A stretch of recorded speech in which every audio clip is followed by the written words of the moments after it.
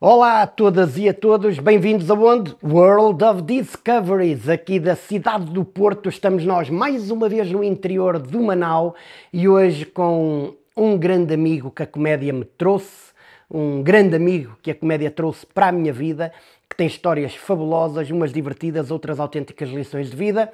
Recebam aí com toda a alegria e entusiasmo meu querido amigo Miguel Sete Estacas.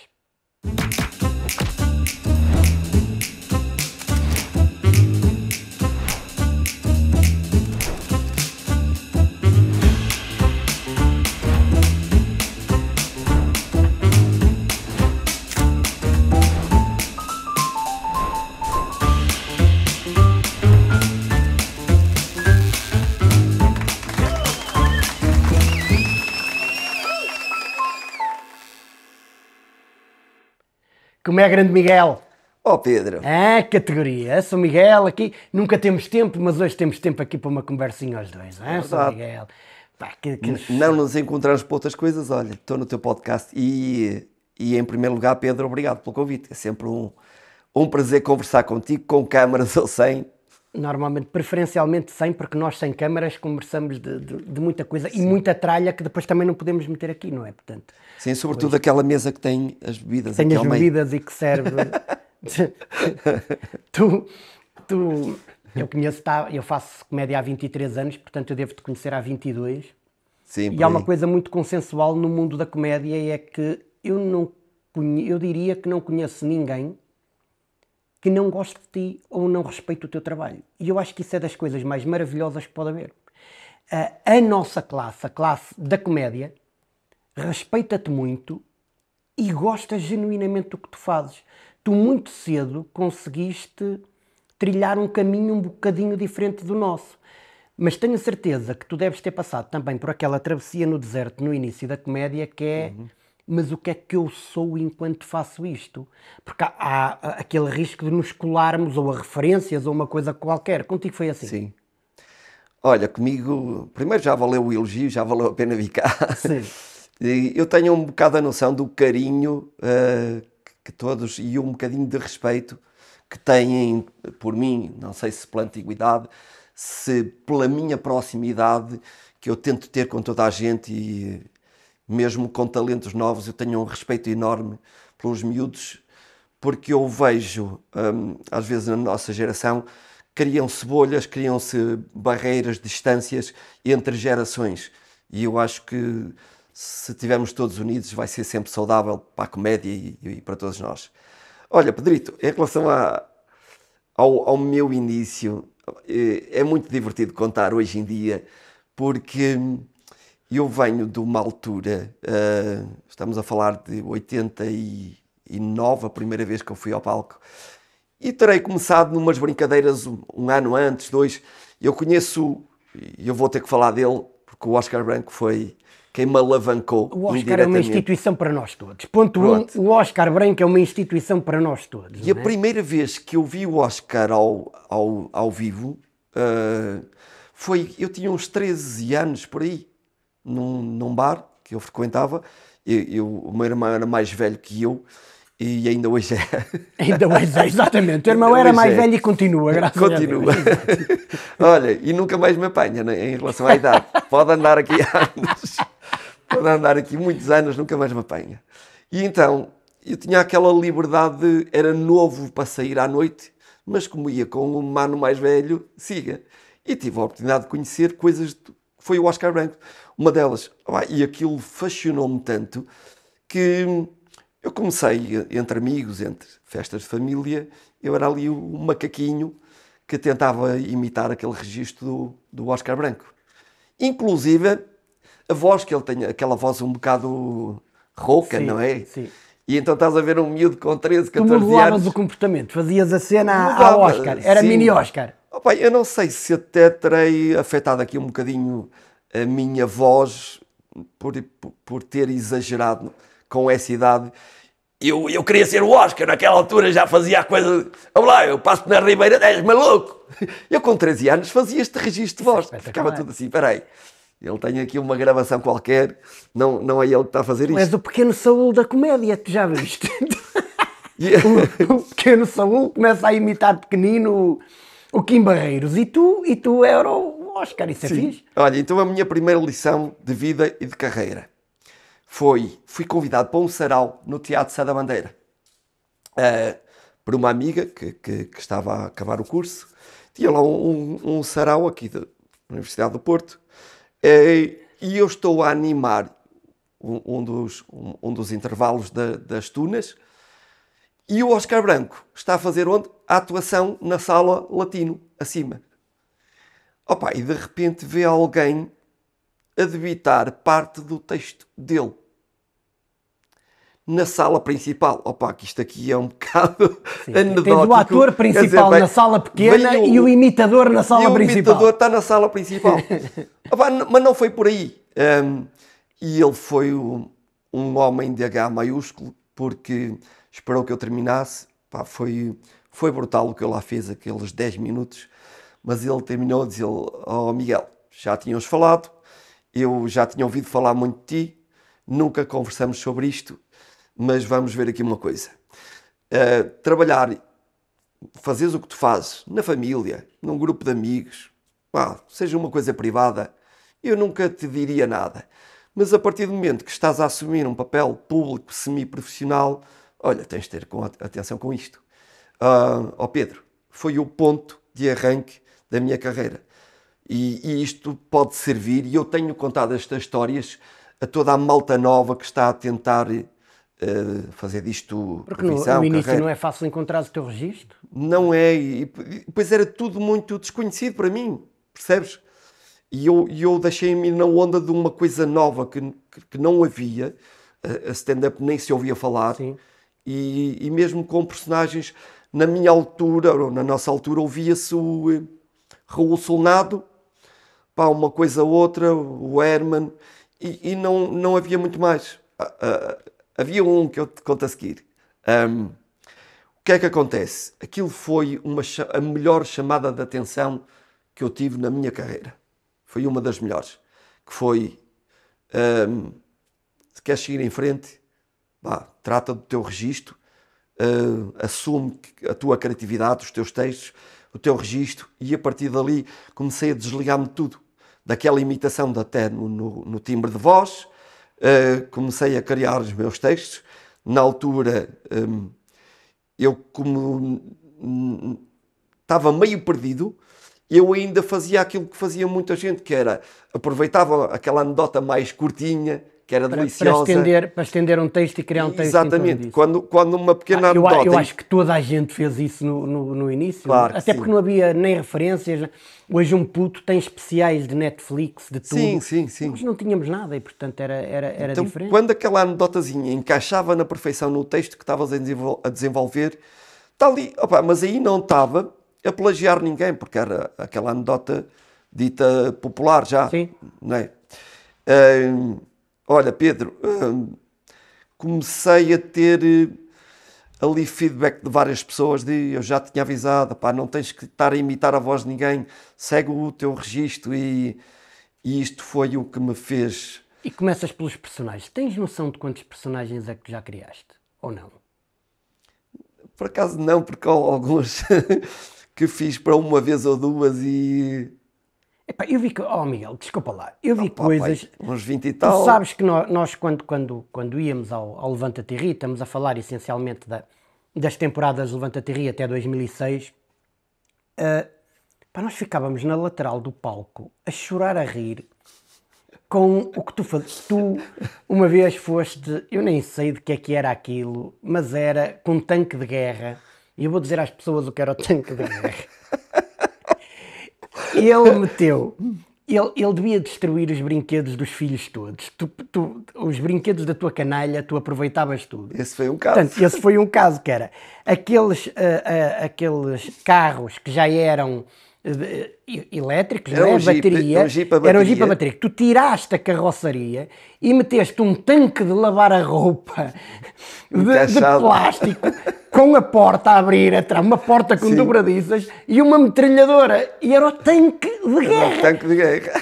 Tu não bates bem, mas tu tinhas tanques. Pedro, O Levanta-te e ri, eu lembro dessa imagem que tu me estás agora aqui a relatar, que é da produção estar à espera o que é que ele traz desta vez. E Eu lembro-me tão bem disso. daí que eu no Levanta-te e ri acabei por não ter muitas oportunidades para o formato de stand-up convencional, porque eles foram escolhendo humoristas com várias vertentes. Então eu e o Oscar eram mais personagens. A determinada altura só queriam que eu levasse ou personagem musical. Musical, tu e o Madeira era muito por aí, e foram tendo ali, pronto, o Aldo Lima no humor físico e alguma malta dos estrangeiros. Eu adorava aquilo. Essa experiência com o tanque de guerra, eu vou-te contar. Fui a primeira vez experimentá-lo num bar onde o Fernando Rocha começou, no Tic Tac. Sim. Que era um bar estreitinho, ficava o palco num canto da sala e havia um corredor entre mesas muito estreito para ter acesso ao palco, que fazia um L no fundo. E eu então vou naquele carrinho, nunca tinha testado aquele texto, nem sequer o engenho que eu preparei. Então vou ali pelo meio das mesas, aquilo quase que não passava, e quando chego para fazer o L não tinha baracagem. Então, o que é que eu faço? Tinha marcha atrás e tudo. Eu meto marcha atrás e antes daquilo parar, porque não tinha espaço, velocidade para a frente outra vez. Bem, olha, tenho um terno, capote. Já sempre tive tendências para capotamentos. Para capotamentos? Como se vai ver ao longo da história. Opa, e a risada maior foi logo antes de eu começar a falar. Pá, depois tive... Eu adorava aquilo, porque eu gostava muito também de cenas artesanais. Tinha um, que não sei se te lembras, que era um Flintstone. Tinhas o Flintstone, tinhas um carro como os Flintstones e tudo. Mas com capota eletrónica. Sim, capota automática. Que eu levava na moca um comando à distância escondido naquela moca primitiva e a capota do carro da pré-história abria sozinho. E é por aí, tu começas muito e começas a ganhar uma identidade muito clara relativamente à comédia que estás a fazer e os personagens assentavam-te como uma luva e tinham muita piada. Pá, eu a primeira vez que vi o Fredo, o Trolha e o Bombeiro, o Bombeiro, eu achei personagens deliciosos e muito caricatos porque representam de facto, de forma muito exagerada, mas representam isso e eu acho que é uma forma de homenagem também. Eu acho que isso estava incrível. Mas depois apanho-te a desenvolver muito mais texto de stand-up no momento em que, se calhar, a partir do qual, no Porto Canal, também estás com o Seabra, estás com o Hugo, vocês criam ali, era o stand da comédia, não é? Sim. E depois começam a completar-se todos, porque o Seabra tinha uma forma muito especial de fazer a comédia, o Hugo fazia aquele stand-up mais americana, mais puro e mais estanque dentro daquilo, e tu na vertente dos bonecos, e depois vocês trazem uma frescura grande àquilo, não é? Foi esta proximidade que nos fez crescer a todos.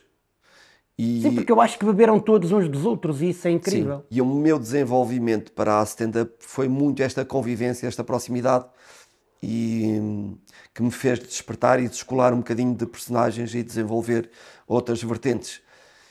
Aliás, com essa tripla foi importantíssima. Ainda hoje se vê ritmo em palco e capacidade de desenvolver várias vertentes dentro do humor, porque tivemos o nosso maior desafio, antes do Porto Canal, era uma casa, um bar, mas também... A Tertúlia. Sim, mas também uma casa de espetáculos. A grande era o Bolhão Rouge que fazias lá ou não? Como é que se chamava? Sim, mais tarde foi o Bolhão Rouge, mas aí já vem com o Porto, já é do Porto Canal. Mas vocês começam lá chamava-se Stand da Comédia. Era o Stand da Comédia, exato. Que eu...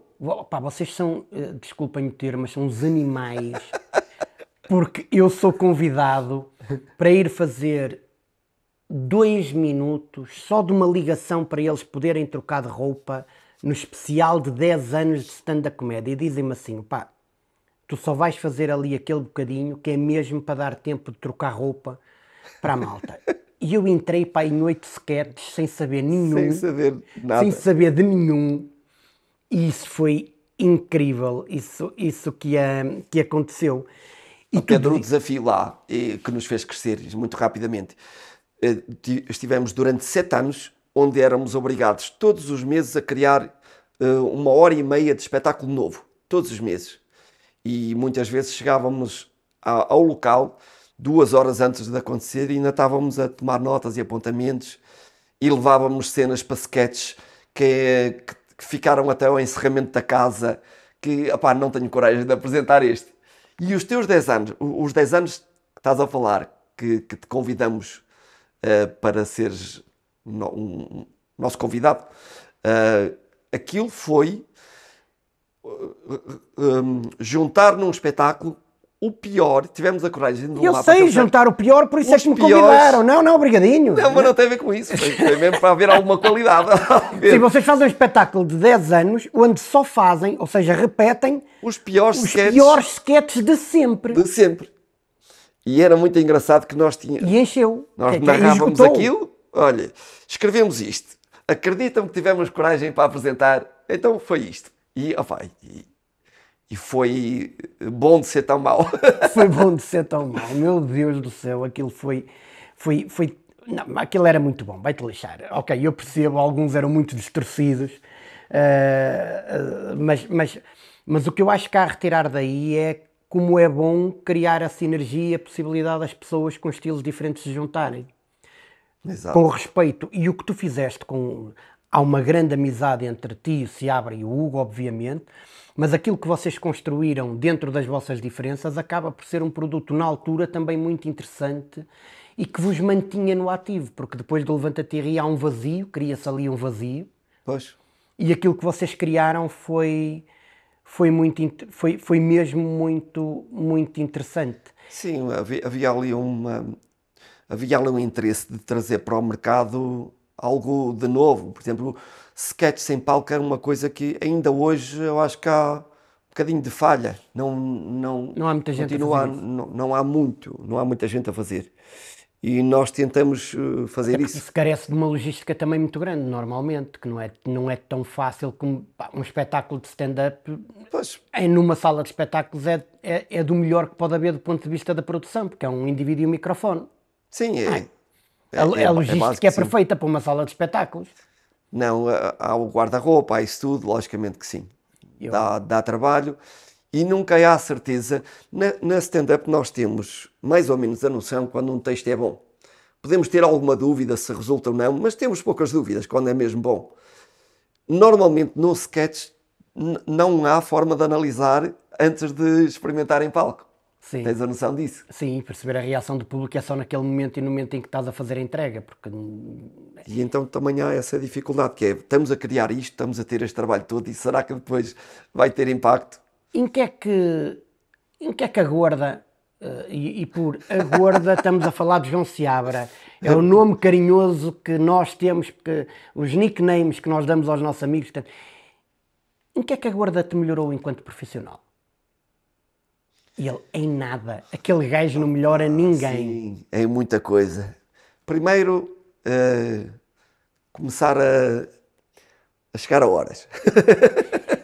O Seabra, em tese, quem não conhecer diz que o gajo é o pior de nós todos. E depois ele é certinho, nessas coisas é cumpridor. É muito certinho e não precisa de falar. Tu percebes que ele está aborrecido por alguma coisa. Ele não precisa de te chamar a atenção e é uma maneira muito peculiar de nos Foi o fator corrigir. da ponderação, de vez em quando, ele. Sim. Que giro. Sim.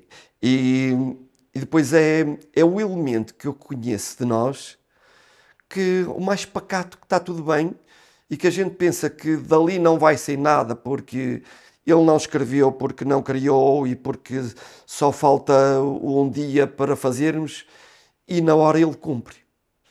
E é daqueles que eu acho que consegue fazer a dificuldade da simplicidade. Eu falo muitas vezes nisto, que é, muitas vezes, e eu sou um dos que procura, às vezes o ângulo B, o ângulo mais difícil, e às vezes aquilo que é aparentemente tão fácil, que é a abordagem simples, que toda a gente vai entender, que tem extrema piada, e muitas vezes tentamos contornar não sei para quê. E vais dizer assim, é simples, é fácil? Não, às vezes é mais difícil. É difícil de explicar para quem não é criador, mas eu tenho este termo comigo que é a dificuldade da Ele tem o dom de simplicidade. conseguir dar piada ao que é mais simples, O não que é? é aparentemente Sem o simples. complicar. Exatamente. Sim. E ele é tão bom Percebo. nisso. Nisso ia fazer callback, o caraças do gajo, ia E fazer ali depois o ser muito universal. Ele, em várias vertentes, eu consigo ver qualidades em tudo. Pá, para mim, ele, nesse aspecto, é um E o Hugo é o dos primeiro melhores. puto que te inspira.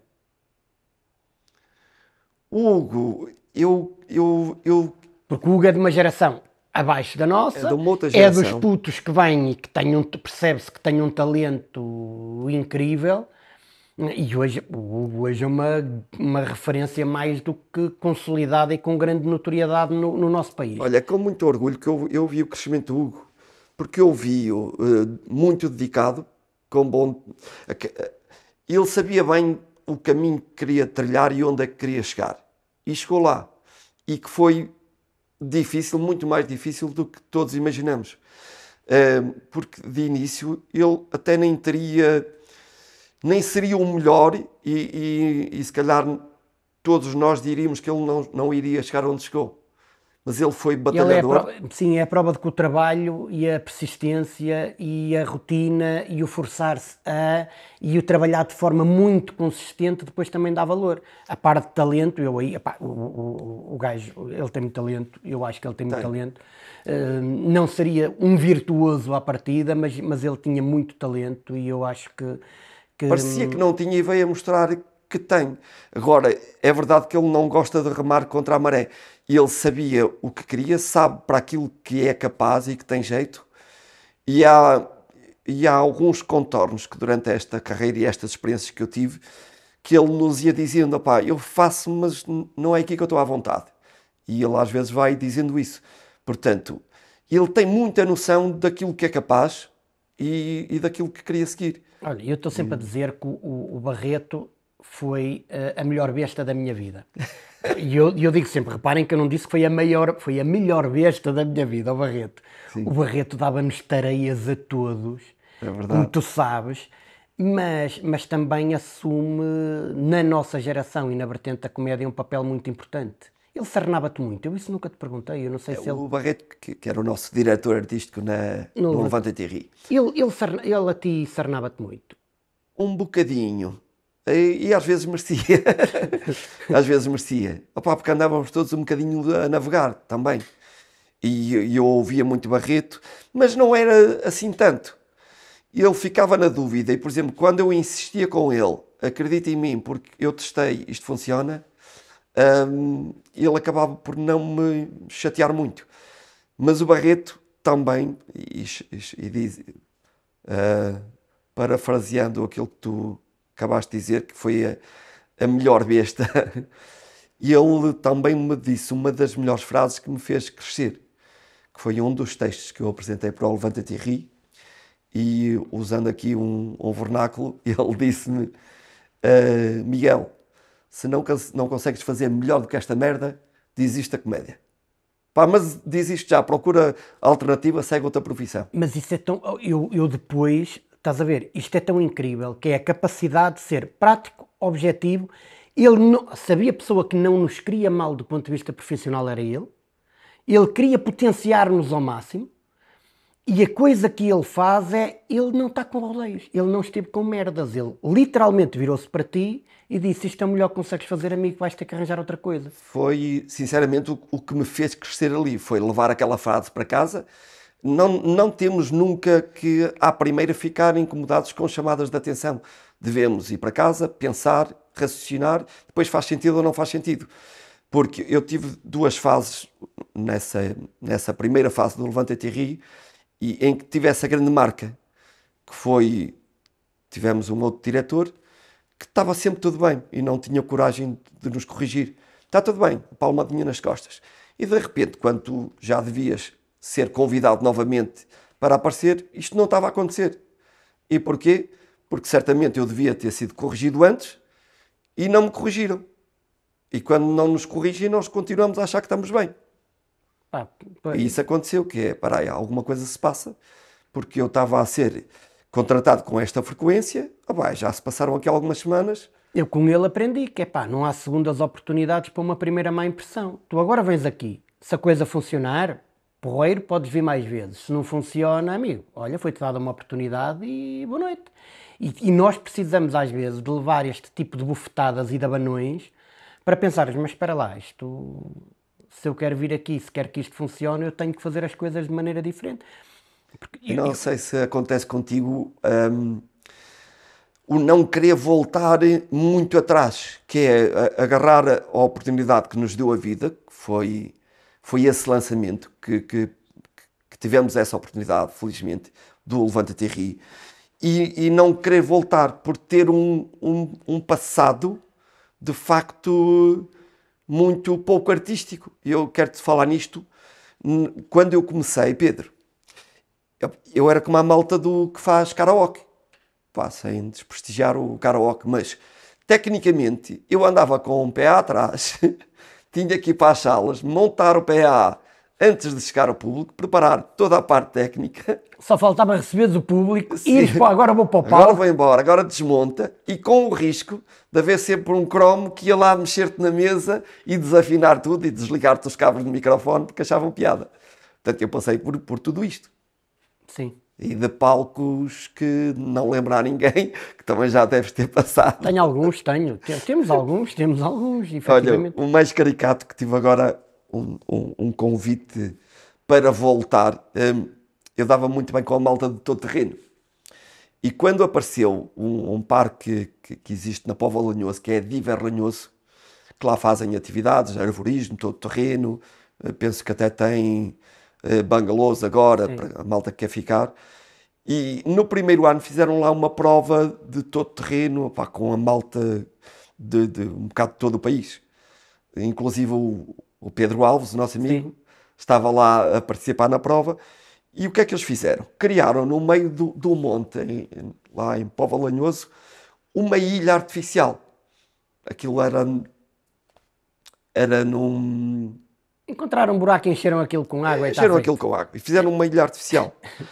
Só que a minha animação, onde o pessoal estava todo reunido para ver a animação, era no monte lá em cima, em linha reta, quase que 1,5 km. Imagina. Eu já ouvia ali uma música ambiente e estávamos a comer ali um porco no espeto, etc., conviver cá em cima. E o organizador diz-me assim: Miguel, agora vai-te preparando, porque ainda tens que chegar lá abaixo, ainda demoras aí 20 minutos. E eu assim, espera aí, eu vou atuar onde?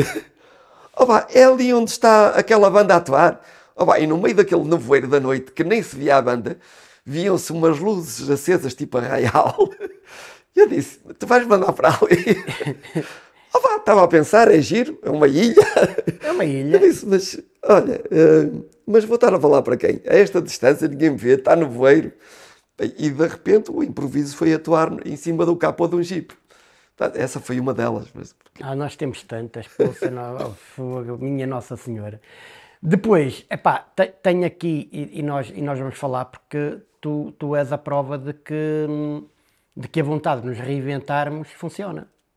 A vida acontece, portanto, a vida vai-nos acontecendo, e tu estavas numa fase fixe da tua carreira artística, já tendo passado aquela travessiazinha no deserto, Sim. Dali de 2008, 2009, 2010, estás numa fase fixe e tens uma brincadeira que corre mal, que acontece, estavas com o Seabra a divertir-te, aquilo que fazes, já fizemos 80 mil coisas piores do que essa que tu fizeste, muito mais arriscadas e muito piores, mas corre mal e tiveste um acidente e hoje, felizmente, uns anos depois, conseguimos ter uma visão distante, mas muito atenta sobre aquilo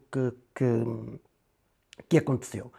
Um acidente que te provoca graves consequências físicas e que te faz ter que parar a tua vida durante um tempo e ressignificar uma série de coisas, mas a partir da qual eu acho que tu te tornaste, eu acho que nunca te disse isso, tornaste-te um dos maiores exemplos para a minha vida. Eu vivi durante muito tempo um processo interior de uma série de coisas que correram menos bem na minha vida, até ao momento em que te aconteceu a tua. E o momento em que te aconteceu a tua fez-me ressignificar a minha vida toda a partir daí e fez-me perceber quão exemplo tu te tornaste. Portanto, eu gostava de ti como amigo, gostava de ti como artista e não eras uma referência para mim e tornaste-te aí. Ok. Vou partilhar uma coisa que a malta não sabe. Tu tens o acidente um domingo à tarde. Aham. Eu sei do acidente no domingo no domingo à noite, não, na segunda-feira de manhã. Eu acordo de manhã com os rodapés das televisões a falarem disso. E eu consegui meter uma cunha, que não interessa de que forma, porque não interessa para o caso, eu consigo arranjar maneira de na terça-feira de manhã te ver no Hospital São João do Porto, na unidade de cuidados intensivos. Estive contigo 40 segundos, foram-me a preparar o caminho todo para aquilo que eu poderia ver, vi-te naquele momento e ao descer encontrei o teu irmão e a Madalena, tive 2 minutos com eles, disse o que tinha a dizer à Madalena e fui-me embora, porque depois nós focamos-nos noutro aspecto. Mas nesses 40 segundos que tive contigo disse-te aquilo que me apetecia dizer-te, à distância que estamos agora, eu não me podia aproximar mais e de certa forma eu estava-me a despedir de ti. E o que é absolutamente incrível é não só a recuperação que tu tiveste, mas o que tu fizeste com a recuperação, que tu foste uma peça fundamental na tua recuperação, tu nunca te resignaste. Tu, a partir do momento que estás consciente e estás em recuperação, tu fazes tudo. É notável tudo aquilo que tu fazes. E o desenvolvimento que tu tiveste nas coisas e tornaste referência. Porque quanto tempo é que tu demoraste até voltares a estar em cima de um palco a atuar? Foi cerca de um ano e meio quase. Okay. Um ano e 4 meses. Tu passas de um ponto em que a tua vida quase que termina, em que tu és sujeito a uma série de cirurgias que não podem ser feitas todas seguidas, têm que dar tempo, têm que dar espaçamento. Sim, sim, foi isso que me fez parar esse tempo todo. Havia um processo todo de recuperação e de várias intervenções e, portanto, mesmo que eu tivesse vontade de estar antes outra vez no ativo, não era possível. E a minha pergunta, fazendo isto, porque eu acho mesmo que este programa também tem que servir de exemplo, isto não é pelo acontecimento. O acontecimento, para quem não sabe, era uma prova de carrinhos artesanais, daqueles que se enfeitam de várias formas e vão 2 pessoas. Aquilo durante 10 anos, o acidente mais grave que teve foi uma senhora que torceu o pé, uma coisa assim. Sim, sim, sim. E Sim, aquilo... porque conclui que depois quando tu tens aquilo, a minha questão é o que é que aconteceu para que tu tivesses um período tão curto de pensar o que é que me aconteceu, que vida de merda, porque a mim, etc. É que entre esse período e o de te fazeres à vida foi pequenino demais ali o espaço, percebes? Seria normal, aparentemente normal, que a pessoa se vivesse no drama do que lhe aconteceu e da desgraça e da vitimização e do porquê eu e do estar a mexer naquilo, seria normal que se tivesse prolongado durante muito mais tempo. E tu, 1 ano e meio, estás em cima de um palco a atuar, eu estou-te a ver a atuar, está o Seabra perto de mim, estamos-nos a rir e a dizer uma série de palavrões e a dizer, pá, este cabrão é o maior. Como é que tu consegues que isso seja num tão curto espaço de tempo?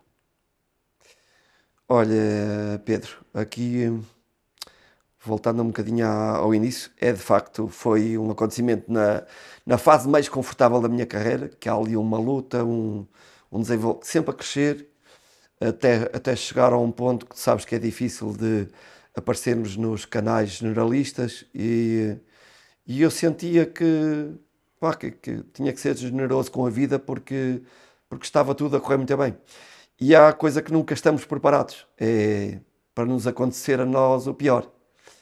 E havia uma coisa que andava sempre na minha mente de vez em quando, que é o que é que poderia ser pior na tua vida? Diz-me uma das coisas que te poderia acontecer de pior. Eu tinha 2. Era ficar ou paraplégico ou cego. e das duas uma. Foi logo... Portanto, paraplégico não ficaste? Não, que tive sorte com isso, mas acabei por ter aí, que foi a minha primeira grande notícia de choque. Portanto, avançando aqui, porque senão Sim, vamos estar aqui ok. muito tempo no tema, o meu primeiro grande choque foi quando despertei do coma e já em consciência me contaram o meu quadro atual naquela altura. Miguel, é isto, aconteceu-te isto, não vês, estás cego, vamos tentar fazer de tudo para que possas recuperar, mas tens de ter noção que vai ser praticamente impossível ou muito difícil. Ó Pedro, aí foi a primeira vez que tive um pensamento super egoísta. Eu considero egoísta que é porque é que não me deixaram ir. Foi o único pensamento que eu tive até hoje, que eu não queria voltar. Eu tinha vivido uma vida que eu considero muito feliz, numa fase sempre crescente. Se calhar a partir desta idade para a frente é quando vêm os episódios menos bons, que é a nossa fase de velhice, a nossa Sim. de chatices, de... Pronto. E para mim, se a minha vida tivesse ficado interrompida ali, eu diria que vivi uma vida feliz. Estando a pensar só em ti nesse momento. Pronto, agora tu pensas nisso e depois vem o que te vem dar força e o que te vem descolar desse pensamento egoísta, que é, mas a vida é só minha? Ou terei outras responsabilidades? E nessa altura tinha 2 filhos já. E para falar nisso, Sim, mas tirando a responsabilidade dos filhos, tenho uma vida de quem ficaria cá não ficaria muito bem. A minha família, os meus amigos, a minha esposa. Portanto, Miguel, isto não é o pensamento correto. E tudo, eu não te sei explicar, mas há um sentimento de uma energia de positivismo, de embora sai daí, toda a gente fala em ti, queremos te ver, queremos te de volta à casa, queremos te de volta ao palco. Eu consegui perceber que, Miguel, embora daqui mas é rápido e não é para ficar em casa, é embora trabalhar. E eu a partir dali comecei a... Sabes que é um automático de... Nem tive um ponto intermédio. Eu comecei a estar atento. Eu dormia muito mal nos cuidados intensivos e não era com dores. Era ouvir tudo o que sabia, que se conseguia ouvir à minha volta, de outros doentes, dos profissionais de saúde, para começar a fazer testes. E eu dormia mal com isso. se tu não bates mesmo bem, tu estavas na unidade de cuidados intensivos e Sua Excelência a pensar, isto é uma ideia do caraças. Isto é uma... Foi daí que tiraste a do pi, pi, pi, pi, não é? Sim, coisas que foram reais, que hoje em dia eu até utilizo na comédia. Tive um colega nosso que me trouxe o meu primeiro presente, ainda nos cuidados intensivos, que foi um gravador de voz, analógico, muito simples de usar, para eu não perder um minuto das coisas boas que eu poderia usar para texto no futuro. Isso é espetacular. E ainda lá tenho hoje em dia da recordação, porque temos ferramentas hoje em dia Sim. mais evoluídas. Pedro, e a minha vontade a partir dali foi, eu quero ir para casa e quero começar, que tenho saudades dos meus colegas, aquela vontade de ir para palco e de ter... A malta tinha... eu lembro-me do pânico, e o pânico absolutamente justificado. Das primeiras vezes, Madalena, com cuidado, por causa de tu saíres e não sei o quê, nós fomos dos primeiros espetáculos em que tu vieste connosco, foi aquele do Coliseu De Lisboa. de Lisboa, Uma viagem louca até cá. de regresso. E Sabes que foi... teve coisas, mas eu achei, percebes? Peraí, deixa-me só fazer aqui um parênteses que eu acho que é importantíssimo. Isto não foi tudo vontade minha. Eu tive uma sorte e eu fiz parte vamos lhe chamar aqueles milagres que de vez em quando acontecem no nosso serviço. Porque às vezes fala-se do nosso mau serviço de saúde. Profissionalmente, nós temos gente excelente a trabalhar e eu fui um daqueles milagres que aconteceu no Hospital São João. Porque Primeiro tive a sorte de apanhar grandes profissionais dedicados, e frases que me ficam até hoje na cabeça para tu perceberes que há bons e maus e a sorte de calhar nas boas mãos. E eu vou-te dizer só aqui um episódiozinho já na fase de recuperação e de cirurgias intermédias que foram acontecendo, que foi: ó doutor, e você vai mexer outra vez aí? Opa, para aquilo que ele estava, já está muito bem. Ou seja, não vamos... Porque é chegar ao perfeito. Ele da maneira que ele estava... E puseram-te, Miguel, e puseram-te melhor. Tu eras... A malta, se procurar fotografias tuas há 15 anos, eras muito mais feio do que agora. Eles fizeram-te aí um upgrade. Sim. Tu estás bem melhor, bem-te lixar. Mas repara que há profissionais que...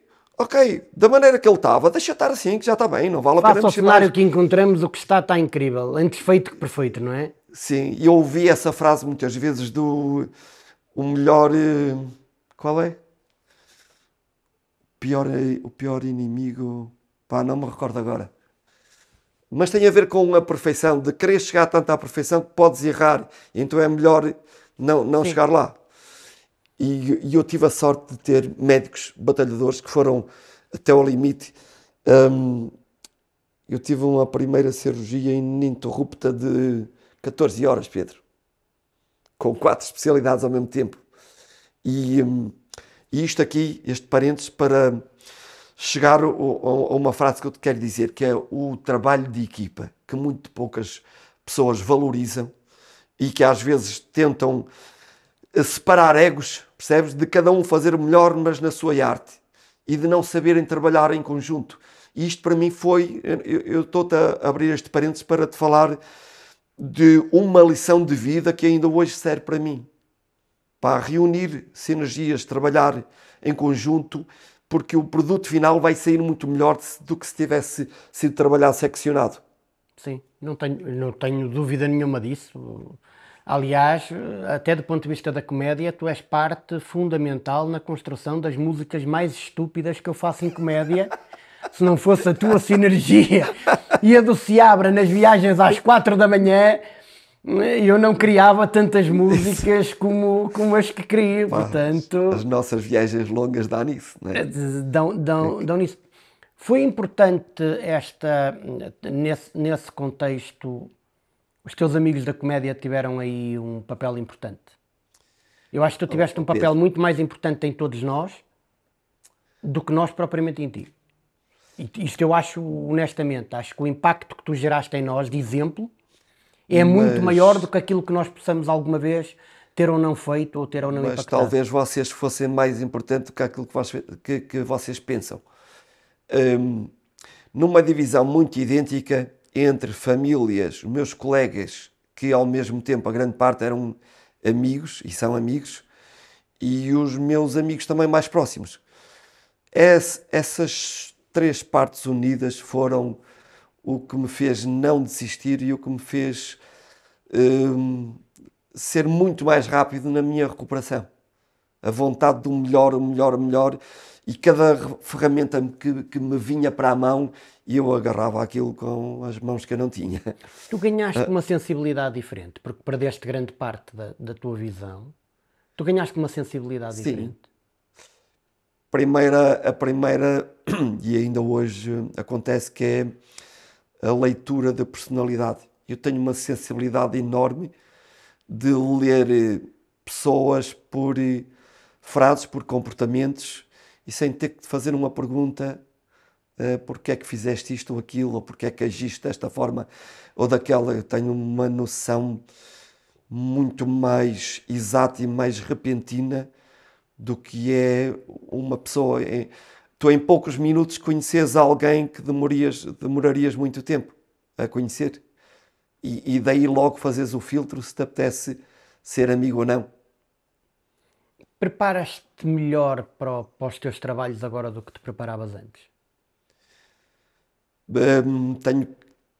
Não é melhor, Pedro, mas que tenho que ter muito mais disciplina, ser muito mais dedicado, e de uma coisa que eu queria ter mais e que se torna um bocado imperativo que não tenha, que é horas às vezes. qual é a hora exata.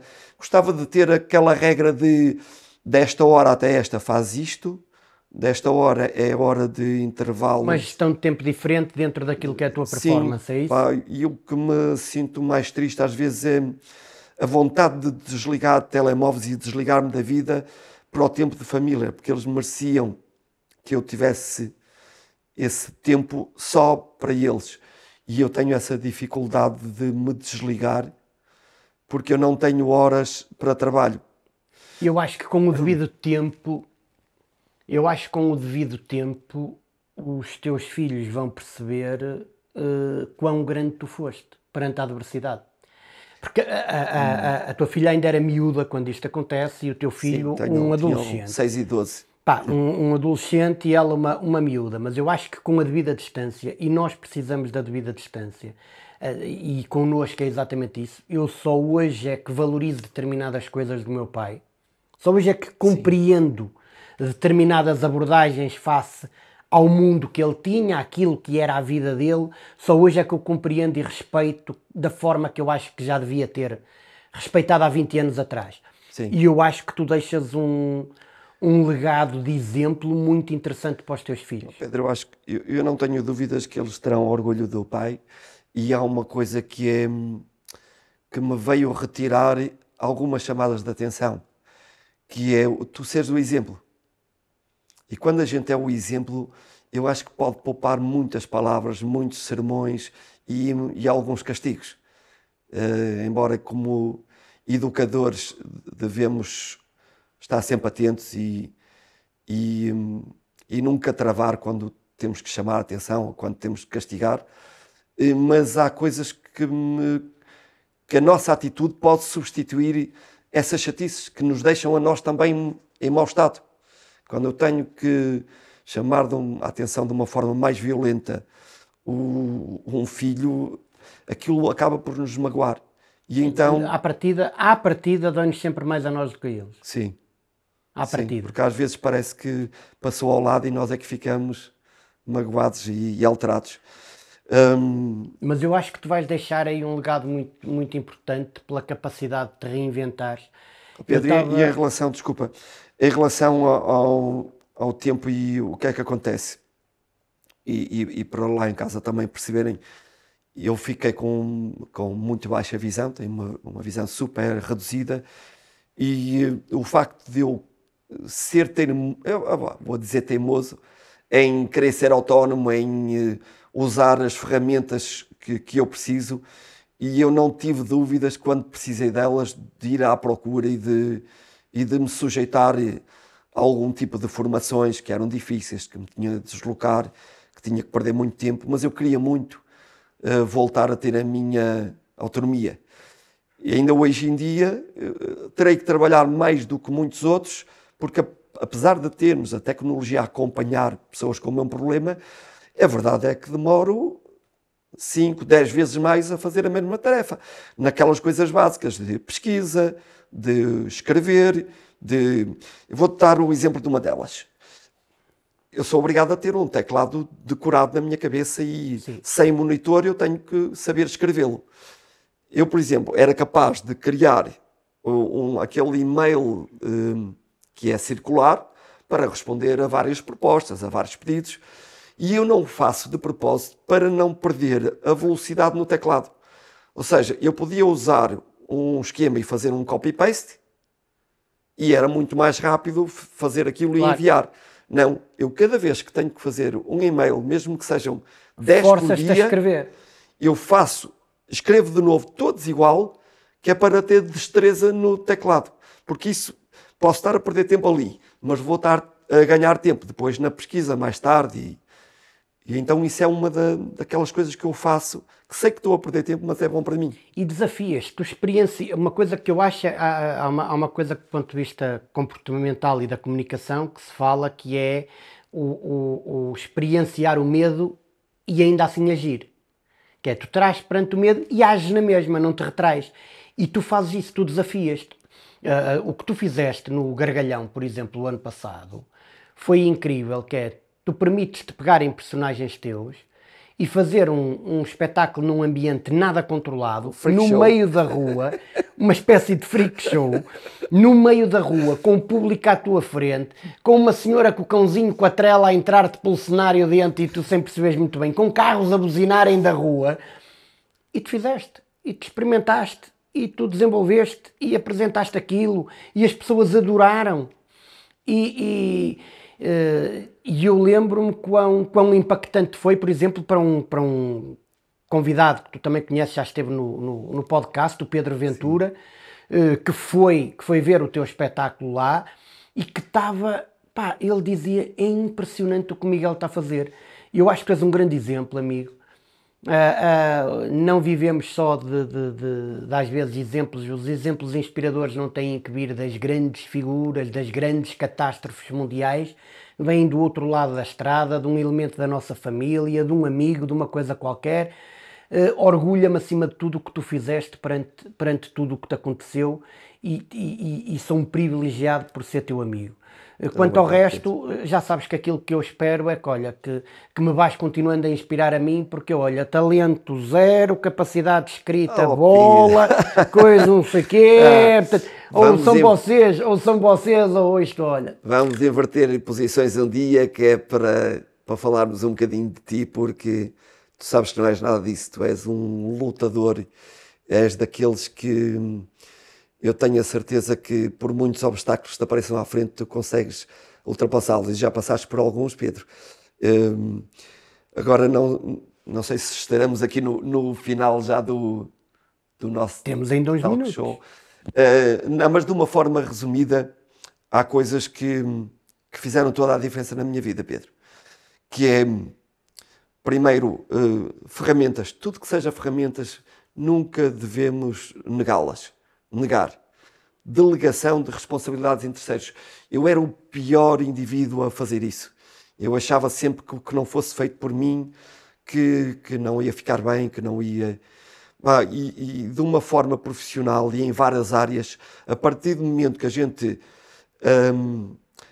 começa a delegar em terceiros coisas que podem ser feitas por eles, bem podem feitas. ser feitas, libertamos-nos para poder fazer outras. E estamos a ampliar muito mais a nossa carreira e a nossa vida. Outra coisa que vem desde a minha formação, desde o meu primeiro emprego no gabinete de contabilidade, organização, Pedro. É fundamental sermos organizados.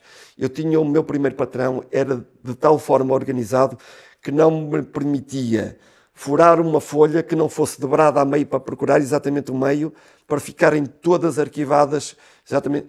Nós olhávamos para o nosso arquivo no gabinete, ele tinha que estar preparado para que, se viesse um funcionário novo que não conhecesse o gabinete, ele ao segundo dia tinha que saber onde é que estava cada um dos arquivos. E hoje, a partir do momento que eu tive o meu episódio, que fiquei sem ver nada, eu tenho as coisas em casa de tal forma organizadas que me faziam um telefonema: preciso disto, onde é que tens? Olha, estão a pedir isto a ver se impressa, onde é que está? E eu dizia-lhe: olha, vai a tal sítio, na terceira gaveta, encostadinho à direita ou mais ou menos a meio, vai lá ver se não está lá. E eu estava lá certinho. Fantástico. Eu, sem ver os meus filhos: olha, perdi isto. E tu tens um raciocínio de organização que é, espera aí, por lógica, começa logo por aí, antes de procurar. Tu consegues logo reduzir o teu tempo de procura, que é, por lógica, deveria estar aqui, ou no máximo aqui. E raramente engano. Dotar de organização, partilha. Tocaste aqui numa série de aspectos que, curiosamente, o mecenas aqui do podcast, a Dor Azul, tem andado a trabalhar, que tem a ver com a partilha, a confiança. É preciso confiar para poder delegar. Confiar em nós enquanto pessoas que delegamos e nas pessoas para quem temos que delegar as coisas. E, no fundo, o respeito por aquilo que vai acontecendo e pela forma como as coisas têm que acontecer. Quando ele te dizia que tinhas que dobrar a folhinha e dobrar da mesma maneira, estás a respeitar algo que alguém queria que fosse feito daquela maneira. E isso é para muito nós era importante. aborrecido na altura, mas porquê mais um bocadinho acima abaixo? Não, era papel a papel, aquilo era... E mais tarde, sem que tu te passasse pela cabeça, isso veio a ser também importante e determinante no teu processo interno de organização. Meu querido, a conversa foi espetacular. tenho saudades de ir para a Serra da Estrela contigo, portanto, ficará para outro episódio, aquele em que eu conto em que quase morri afogado na Serra da Estrela por tua causa. À procura de... À procura Como é que de... se chama aquele remo? A pagaia da minha prancha stand-up paddle. E, portanto, no outro dia eu contarei essa história. Miguel, muito obrigado por teres vindo. Pedro, obrigado pelo convite. Como tu deves ter percebido, isto para mim foram 10 minutos e estaríamos aqui toda a tarde. E parabéns pelo teu podcast, está com uma qualidade e um profissionalismo incrível. Parabéns, tenho muito orgulho de ti, da tua carreira e deste produto, Pedro. Obrigado. Ele, pela minha carreira, estava a falar da carreira que vai do Porto até São João da Madeira, da área metropolitana do Porto, que eu trouxe aqui? A cada 45 minutos. Foi a carreira que me trouxe até aqui. Quanto ao resto, já sabem, continuem-nos a seguir aí nas diversas plataformas. Nós voltaremos na próxima semana com mais um episódio. Por isso, um beijinho, um abraço e até breve.